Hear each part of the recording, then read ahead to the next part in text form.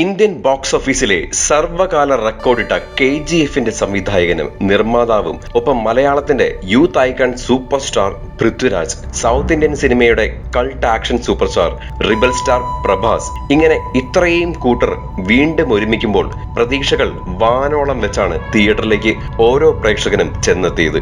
KGFന് മുകളിൽ ഒരു തീപ്പൊരി മരണമാസ് ഐറ്റം അതായിരുന്നു ഞാനടക്കം എല്ലാവരുടെയും മനസ്സിൽ സലാർ സീസ് ഫയർ എന്ന സിനിമ.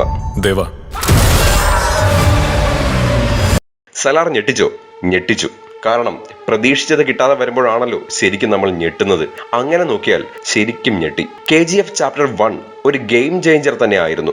അതുവരെ കാണാതിരുന്ന ഒരു മാസ് ആക്ഷൻ പാറ്റേണിൽ വന്ന ഒരു ഫയർ ബ്രാൻഡ്. റോക്കി ബായുടെ തട്ട് എന്നും ആ ലെവലിൽ നോക്കിയാൽ താണ് തന്നെ ഇരിക്കും. KGF ചാപ്റ്റർ 2 ചിത്രത്തിന് കല്ലുകടിയായി തോന്നിയ അതേ കാരണം തന്നെ അതിന്റെ ഒരു മാക്സിമത്തിൽ കല്ലുകടിയായി സലാറിലും വന്നിട്ടുണ്ട്. അത് മറ്റൊന്നുമല്ല, ചിത്രത്തിന്റെ സംഭാഷണങ്ങളാണ്. ശങ്കർ രാമകൃഷ്ണൻ സാർ വളരെ ഭാഷാ പരിജ്ഞാനമുള്ള ഒരു നല്ല സംവിധായകൻ തന്നെയാണ്. അതുകൊണ്ട് തന്നെ ഒരുപക്ഷെ അദ്ദേഹത്തിന്റെ മലയാളം വിജ്ഞാനം മൊത്തം സിനിമയിലെ സംഭാഷണത്തിൽ എടുത്തലക്കാൻ നോക്കിയിട്ടുമുണ്ട്.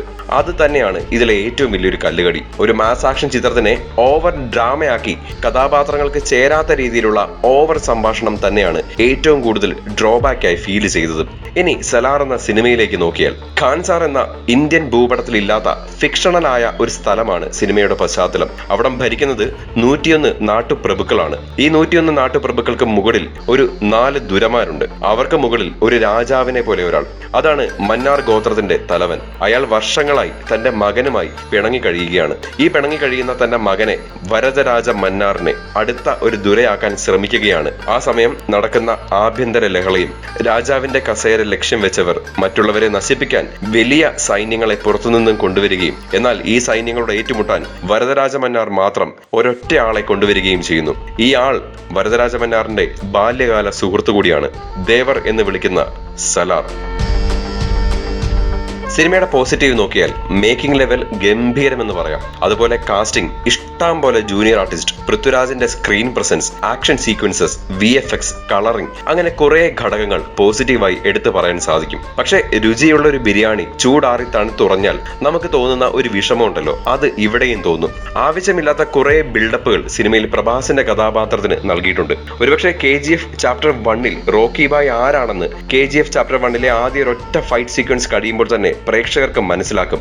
അതുകൊണ്ട് തന്നെയാണ് അതിനുശേഷം റോക്കിക്ക് വേണ്ടി വരുന്ന എല്ലാ ബിൽഡപ്പ് സീനുകളും പ്രേക്ഷകർ കയ്യും നീട്ടി സ്വീകരിച്ചത്. പക്ഷെ റോക്കി ബായിയെ എസ്റ്റാബ്ലിഷ് ചെയ്ത പോലെ ദേവർ എന്ന സലാറിനെ എസ്റ്റാബ്ലിഷ് ചെയ്യാൻ അണിയറ പ്രവർത്തകർക്ക് സലാറിൽ സാധിച്ചിട്ടില്ല. ആദ്യ പകുതിയിൽ കൂടുതലും ബിൽഡപ്പ് സീനുകൾ മാത്രമായി പോയി. അതുപോലെ ശ്രുതി ഹാസന്റെ ഒരു ക്യാരക്ടർ ഉണ്ട്. ഇവൾ ആരാണ്, എന്താണ്, എന്തിനു വേണ്ടിയാണ് വന്നത്, ഇതിന്റെയൊക്കെ ചോദ്യങ്ങൾ ആദ്യം പറഞ്ഞു വെക്കുന്നുണ്ടെങ്കിലും എന്നാൽ സിനിമ കഴിയുമ്പോഴും ഇതിനൊന്നും ഉത്തരത്തിന്റെ ഒരു സൂചന പോലും നൽകാൻ സാധിച്ചിട്ടുമില്ല. അതുപോലെ തന്നെ ഉറ്റ സുഹൃത്തുക്കളായിരുന്ന വരദരാജ മന്നാറും സലാറും ബദ്ധ ശത്രുക്കളായ കഥ. ഇതാണ് സലാർ സീസ് ഫയറിന്റെ ഒരു മൂല കഥ എന്ന് വിശേഷിപ്പിക്കുന്നത്. പക്ഷെ സിനിമ തീരുമ്പോഴും ആ ബദ്ധ വൈരികളാകാനുള്ള അതിന്റെ കാരണം എന്താണ് എന്നൊന്നും സൂചനകൾ നൽകാൻ അണിയറ പ്രവർത്തകർക്ക് കഴിയാതെ പോയിട്ടുണ്ട്. ആദ്യ പകുതി കണ്ട് സത്യത്തിൽ മടുപ്പടിച്ചു തുടങ്ങിയപ്പോഴാണ് പൃഥ്വിരാജിന്റെ ഇൻട്രോ വരുന്നത്. അത് പക്ഷേ അടിപൊളിയായിരുന്നു. പൃഥ്വി നമ്മുടെ സ്വന്തം സൂപ്പർ സ്റ്റാർ ആയതുകൊണ്ടായിരിക്കാം പൃഥ്വിയുടെ കുറെ സീക്വൻസുകൾ വളരെ അടിപൊളിയായി തോന്നി. പക്ഷെ ഡ്രാമയുടെ ഒരു അതിപ്രസരവും ചിത്രത്തിന്റെ ആസ്വാദനത്തിന് വളരെ വലിയ രീതിയിൽ വെല്ലുവിളി നേരിടുന്നുണ്ട്. തിരക്കഥയുടെ വലിച്ചു നീട്ടലും പിന്നെ ഒരു ലോഡ് കഥാപാത്രങ്ങൾ. ഈ കഥാപാത്രങ്ങളൊക്കെ ആരാണെന്ന് സിനിമ തീരുമ്പോഴും ശരിക്കും നമുക്ക് മനസ്സിലാക്കി തീരില്ല. അതുപോലെ കഥാപാത്രങ്ങളുണ്ട്. സത്യം പറഞ്ഞാൽ പടം തീരുമ്പോഴും ഇവരൊക്കെ ആരാണ്, ഇവരൊക്കെ എന്തിനാണ് വന്നത്, ഇവരൊക്കെ ഏത് ഗ്യാങ് ആണ്, ഇതൊക്കെ എന്താണ് എന്നുള്ള രീതിയിലുള്ള കുറെ ചോദ്യങ്ങൾ തിയേറ്ററിൽ കടന്ന് ഇങ്ങനെ വട്ടം കറങ്ങിക്കൊണ്ടിരിക്കും. ആക്ഷൻ സീനുകളുടെ പാറ്റേണിലുള്ള ആവർത്തനവും നീളവും അതുപോലെ തന്നെ അമാനുഷികമായി പ്രഭാസിനെ കാണിക്കാൻ ശ്രമിച്ചതിന്റെ ഒരു ചെറിയ പ്രശ്നവും ഒക്കെ സിനിമയിൽ ഒരു ഏച്ചു കെട്ടി നിൽക്കുന്ന ഒരു ഫീലും വരുന്നുണ്ട്. KGFനെ ഓർമ്മിപ്പിക്കുന്ന രവി ബസ്രൂറിന്റെ BGM അത്ര സുഖമായിട്ടില്ല. റോക്കി ബായുടെ പേര് കേൾക്കുമ്പോൾ തന്നെ നമ്മുടെ മനസ്സിലൊക്കെ വരുന്ന ഒരു BGM ഉണ്ട്. അതുപോലെ സലാറിലും BGM ഉണ്ട്. പക്ഷെ സലാർ കണ്ടിറങ്ങി കഴിയുമ്പോൾ അതിലെ BGM ഗാനങ്ങളോ ഒന്നും തന്നെ നമ്മുടെ മനസ്സിൽ നിൽക്കത്തില്ല. ഒരു വലിയ സിനിമ ആയതുകൊണ്ട് തന്നെ അതിലും വലിയ ബിൽഡപ്പാണ് സിനിമയിലെ കഥാപാത്രങ്ങൾക്കും കഥാപശ്ചാത്തലത്തിനും ഒക്കെ നൽകിയിരിക്കുന്നത്. പക്ഷെ പ്രേക്ഷകർക്ക് വേണ്ട വിധത്തിൽ അത് കൃത്യമായി വിളമ്പാനോ അല്ലെങ്കിൽ ആവശ്യമില്ലാത്തവ അതിൽ നിന്ന് എടുത്ത് മാറ്റാനോ ചിത്രത്തിന്റെ അണിയറ പ്രവർത്തകർക്ക് കഴിഞ്ഞിട്ടില്ല എന്നത് തന്നെയാണ് വലിയൊരു ഡ്രോബാക്ക്. എങ്കിലും ഒരു തവണ തിയേറ്ററിൽ കാണാൻ സാധിക്കുന്ന രീതിയിലുള്ള ഒരു എക്സ്പീരിയൻസ് സലാർ മുമ്പോട്ട് വെക്കുന്നുണ്ട്.